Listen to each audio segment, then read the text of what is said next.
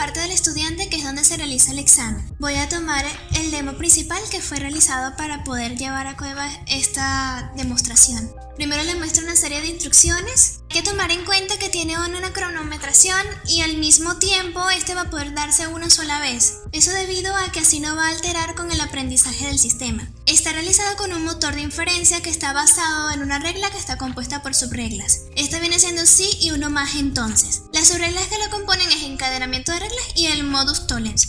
Lo que aquí le va a decir es que va a examinar la premisa, que en este caso es la pregunta, luego más adelante vienen siendo las sentencias escritas por el estudiante, y aquí la regla es que si es cierta la conclusión, es decir, la opción seleccionada, pues va a formar parte del conocimiento del sistema, y de esa manera, mientras más adelante el alumno va realizando otras pruebas, pues entonces él mismo va a aprender y mejorar la selección de preguntas. Aparte, por dentro del modus tollens va a tener la condición de falsedad, y esto lo que va a concluir es que es falsa o correcta la premisa. ¿Qué me refiero?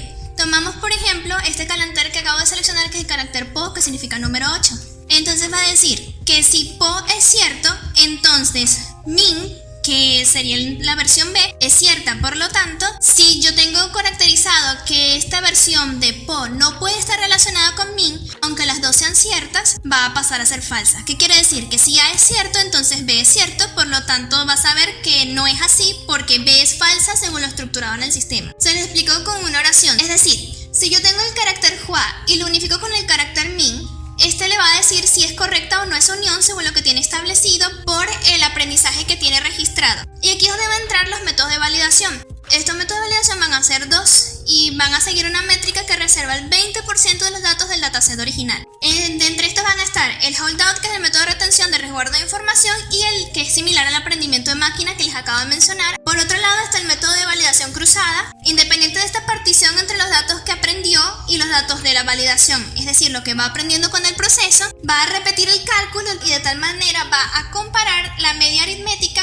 con las de evaluación sobre las diferentes particiones. Tomemos como ejemplo una oración completa en chino. Existen las leyes de los conectores que te dicen que, como es subjetivo, el carácter JUA siempre va a ser JUA y el MIN siempre va a ser MIN, y eso nunca va a estar equivocado. Entonces, por lo tanto, ¿qué se hace en este caso? Él va a analizar. MIN está conectado con un carácter por medio que se llama D, que es lo mismo que para nosotros sería la, le, los, un conector. Entonces, el sistema va a agarrar y analizar el carácter JUA, está bien, pero el carácter JUA no se conecta con el carácter MIN junto al D. Por lo tanto, aunque JUA y MIN son correctos, el D está mal utilizado y esa partición está errada. Luego va a pasar a la siguiente parte de la sentencia, a la siguiente parte de la oración en sí, y va a comparar el resultado de esa partición con otros caracteres. De esta manera, cuando ya termina de estudiar estas diferentes particiones, los unifica y va a sacar una media del resultado. Por ejemplo, va a decir, se equivocó en 2 partes de 3 de la oración, por lo tanto no se entendió el mensaje, o únicamente se equivocó en un conector, por lo tanto es medianamente entendible. Aquí, ya pasando al funcionamiento del sistema, estamos en la parte del administrador. Yo voy a cargar un examen, ya tiene preguntas preestablecidas por los aprendizajes que ha llevado estos días, y mientras más pruebas lleve, pues por lógica va a poder cargar mejor los exámenes que se van a realizar. De tal manera, el docente también va a poder cargar respectivas preguntas. Aquí en general estoy haciendo nada más un maquetado para que ustedes vean cómo selecciona. Se escogen las preguntas que ya están determinadas, que componen al HSK1. Si yo quisiera, pusiera aquí específicamente que sean solo verbos, pinyin, razonamiento, etc. Simplemente me voy a enfocar en el HSK1. De esta manera lo seleccionamos para la clase correspondiente. Estas otras están cerradas dado que todavía no he hecho carga de aprendizaje. Es decir, todavía no he creado el dataset original. Este, en el caso ideal, más adelante se va a vincular con toda la base de datos que establece públicamente Hanbam. En estos momentos está funcionando únicamente con la carga de información que va a colocar el docente dentro del sistema. Aquí yo le coloco el ejemplo, es decir, el título, que va a ser ejemplo en este caso, y que lo eliminaré más adelante, donde les voy a mostrar. Establecemos el tiempo del examen. En el caso de que el tiempo se acabe, pues simplemente se cierra la sesión y le va a colocar que no culminó el progreso. Esto no va a influir en la ponderación como tal de lo que es el resultado de qué nivel corresponde en el sistema, pero a la hora del docente evaluar va a saber si el alumno lo hizo o no. También hay que tomar en consideración que solo va a poder presentar el examen una vez por ocasión. Es decir, que si el docente no le desbloquea lo que viene siendo el examen, no va a poder realizarlo nuevamente. Por eso tiene este recuadro aquí de instrucciones. Esto van a ser como mensajes personales que no van a influir en el sistema. Es lo que el docente le va a decir para que el alumno sepa exactamente qué le toca realizar en ese examen. Pudieron observar que aquí en la parte de temática está separado. Esto con la finalidad de que por un lado está el generalizado de HSK, y por otro lado están estos que son los exámenes temporales. Se hace 2 veces porque uno fue en prueba y el otro ya está cargando la información. Entonces en estos temporales es como cuando ves el estudiante tiene una debilidad específica, entonces el docente va a decir según su propia capacidad de saber qué le corresponde aprender o no a un estudiante. Por ejemplo, él tiene unas debilidades en Hansi, que son los caracteres, y yo voy a seleccionar Hansi.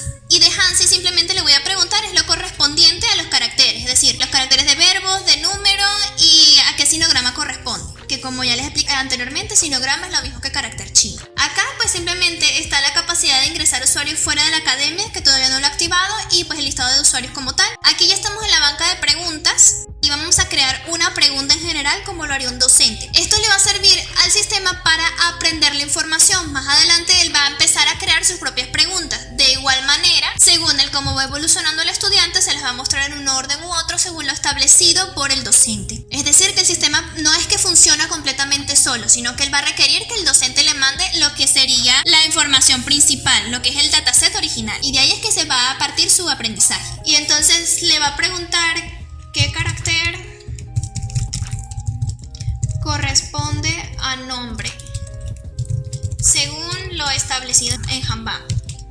¿Por qué específico en Hanbang? Porque como ya saben existen distintos caracteres y de esta manera cuando el sistema vaya a procesar esta información por sí solo va a encontrar la palabra clave Hanbang, va a poder buscar en la base de datos, va a estudiar cuál es el carácter correspondiente. Esto según la información que les comenté que hace el proceso de validación según el dataset original que va a ser la base de datos y lo que se va a ir enseñando en el proceso. Si yo vengo para acá a lo que vienen siendo las preguntas ya guardadas, la banca de información, acá podemos observar los declarados que son los que pueden ver los estudiantes en público, los undeclarados que son los que tiene guardado el docente, el feedback que es la información que le envía el alumno al docente. Estos serían los que ya están realizados, el listado completo de los declarados según su clasificación. Entonces el conjunto de todos los exámenes y aquí es donde creamos el examen. Si yo hago la selección de demo, esto únicamente le va a funcionar al docente en el procesamiento de la información, pero no va a aparecer en el examen oficial, únicamente en los demos y no lo va a tomar en consideración el sistema para su aprendizaje. Este es todo el funcionamiento del sistema en sí. Respuesta a la pregunta del jurado.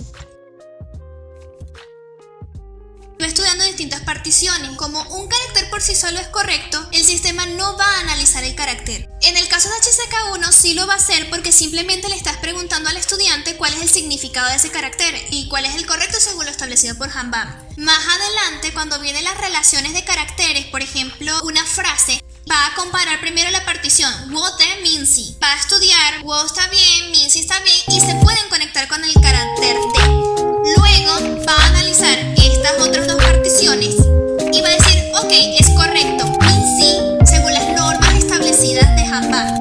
Eso lo expliqué en el capítulo donde decía que existían estructuras. A la hora de evaluar si está correcto o errado no va a ser según el contexto porque aquí varía ya lo subjetivo, esto ya no es sistemático, sino que va a ser según las estructuras gramaticales. Igual que en el español decimos, la casa es bonita en vez de decir la casa es bonito. Similares en el mandarín, es el conector que une esas dos palabras. Entonces el sistema, luego de que ve las diferentes particiones, va a estudiar lo que sería la media aritmética, es decir, que lo establecido va a ser evaluado en relación con lo que ya está en la información en el dataset original y según lo aprendido en el medio de evaluación. Y estas normativas que ya están establecidas y se condicionan dentro del sistema, le van a decir, alerta, esto está equivocado, está bien, esos dos particiones, pero una está errada. Entonces aquí es donde se va a dar esta parte del modus tollens en el reglamento, en el basado en reglas del motor de inferencia, que le va a decir si A es cierto, entonces B es cierto, pero se sabe que B es falso. Acá se refiere con se sabe, a que está establecido dentro del dataset original.